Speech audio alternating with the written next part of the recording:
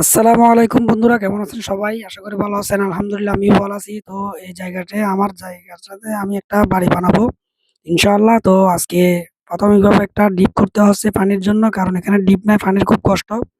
তো এটা হচ্ছে লেবু গাছ, লেবু গাছটা কেটে নিলাম। আজকে ডিপ বসাইতেছি। তো অলরেডি তারা সকাল 10টার দিকে চলে আসছে, যারা ডিপ বসাইবে তারা। তো কাজ চলতেছে খুব দ্রুতভাবে। হয়তো সন্ধ্যার মধ্যে ডিপটা হয়ে যাবে, অলরেডি হয়ে গেছে। তো এখন পানি আসতেছে মোটামুটি ঘোলাটে, একটু পরে নাকি পরিষ্কার পানি আসবে। তো পরদিন সকালে নাকি ভালো পানি আসবে, একটু একটু চালাইলে 120 ফিটের মধ্যে আমাদের এখানে পানি পাওয়া যায়, ভালো আয়রন মুক্ত পানি। কারণ আমাদের এখানে পাহাড় এলাকা, পাহাড়ে পানি একটু পরিষ্কার হয় সবসময়, লবণ মুক্ত, আয়রন ছাড়া। পানিগুলো খুব ভালো, একদম ডাবের পানির মতো আমাদের।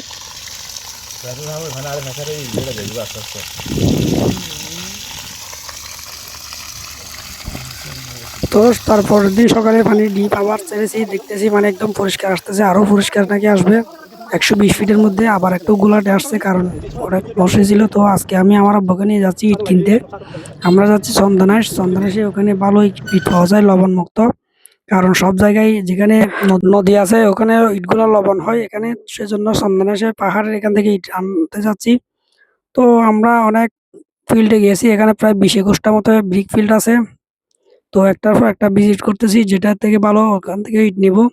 তো আরেকটা ফিল্ডে আসছি, ওখানে মোটামুটি ইট ভালো দেখতেছি, প্রাইসও ভালো। তো এখান থেকে আমরা প্রাথমিকভাবে 10,000 ইট নিব কংকরের জন্য, ছাদ এবং বিম এবং বেসের জন্য। ইট নিয়ে তারপরে আরো কয়েকটা ফিল্ড দেখতেছি। এখানে আমার আব্বা অনেক আগে আরেকবার ইটের জন্য আসছিল। তো এই ফিল্ডের ইট আরো ভালো দেখতেছি।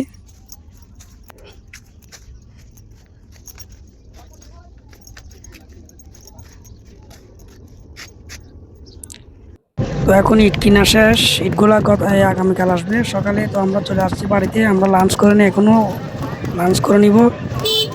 তো সকালে ঘুম থেকে উঠে দেখি ইট চলে আসছে, 9টা বাজে। এখন ইটগুলা প্রাথমিকভাবে 6,000 আসছে, বাকিগুলো নাকি এই আগামীকাল আসবে। তো ওইগুলো নামাইতেছে, 6,000 এগুলো নামাইছে। তো এখানে আজকে শুক্রবার, এখানে গাছগুলা কাটতে হবে, কারণ গাছগুলা কেটে এখানে পরিষ্কার করতে হবে জায়গাটা। তো এই আম গাছটার জন্য খুব কষ্ট লাগতেছে। এই আম গাছের, রুফালি আম গাছ, আমগুলা খুব মিষ্টি ছিল, কিন্তু কিছুই করার নাই। ইঞ্জিনিয়ার ওখানে একটা কলম দিয়েছে, ওটা বেশ ওখানে একটা হবে, সেজন্য আম গাছটা কাটতে হচ্ছে। মিস্ত্রিরা আজকে আসছে, এখানে সুতা টানতেছে, আজকে নাকি ঘর জোড়াই দিবে। তো কত ভরাইছিলাম আজকে এখানে, আমি রড 15 দিন আগে কিনে রাখছিলাম, দাম বেড়ে যাবে সেজন্য আজকে রড চলে আসছে। আজকে হচ্ছে শনিবার, তো কাজ শুরু করে দিছে পুরো দমে। মিস্ত্রি অনেক আসছে, এখানে প্রায় 6-7 জন আসছে। কাজ দ্রুত দিয়ে করার জন্য আমরা ফিট হিসেবে দিয়ে দিছি, মানে ফুট হিসেবে। অলরেডি পেসের নেটগুলা রেডি করে ফেলতেছে আস্তে আস্তে, তারপরে ফিলারে গিয়েগুলো করতেছে মিস্ত্রিরা। তো বেসের গাড়াগুলা কুড়ে, গর্তগুলা কুড়ে এখন বেস বসাই দিছে অলরেডি একটাতে। বিসমিল্লাহ বলে, বিসমিল্লাহ বলে আমি দিয়েছি। আসলে আমি ছিলাম না, মিস্ত্রিরা আগে ঢেলে দিয়েছিল, তারপর মিস্ত্রিরা আমাকে খুঁজতেছিল। এখন দেওয়ার পর আবার আমার কাছে বকশিস নিছে এরা। তো নেটগুলা সবগুলা আস্তে আস্তে রেডি করতেছে, মানে 2-3টা অলরেডি বসাই দিছে পিলার।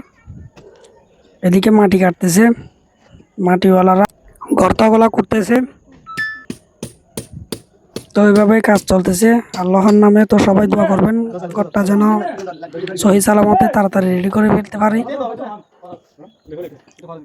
কারণ আমার থাকার মতো তেমন জায়গা নেই এখন। আগের পুরাতন ঘরে থাকতেছি আমি।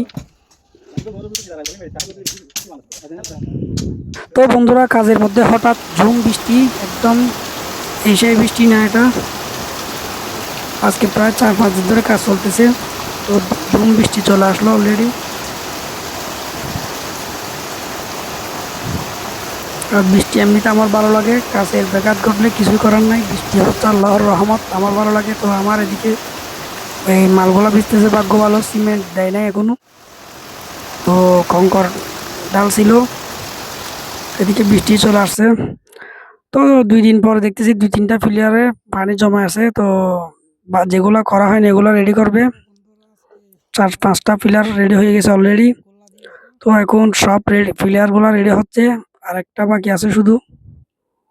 আমার এখানে মোট 9টা পিলার, 9টা কলম দিয়েছি আমি।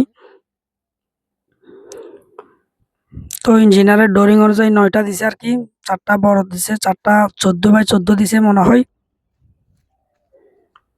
তো আর আমাদের এখানে পাহাড়ি জায়গা হচ্ছে আমার বাড়ির ডোরিং প্ল্যানিং। এখানে 9টা কলম দিয়েছে শক্ত, সেই জন্য জায়গা এখানে আমাদের এখানে পাহাড়, খুব শক্ত জায়গা দেখতেছেন বন্ধুরা।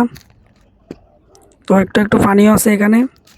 তো আজকে আবার ইট আসলো 4000 কংকরের জন্য।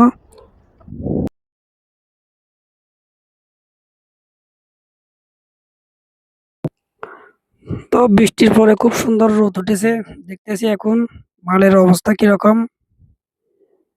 তো এখানে পানি জমা আছে এই বেসে, বিশেষ করে পানিগুলো আবার করতে হবে। তো দেখুন টানা বৃষ্টিতে আমার বাড়ির কী অবস্থা। আজকে 10 দিন ধরে বৃষ্টি আমাদের চট্টগ্রামে কী অবস্থা হয়েছে দেখুন আমার বাড়ির।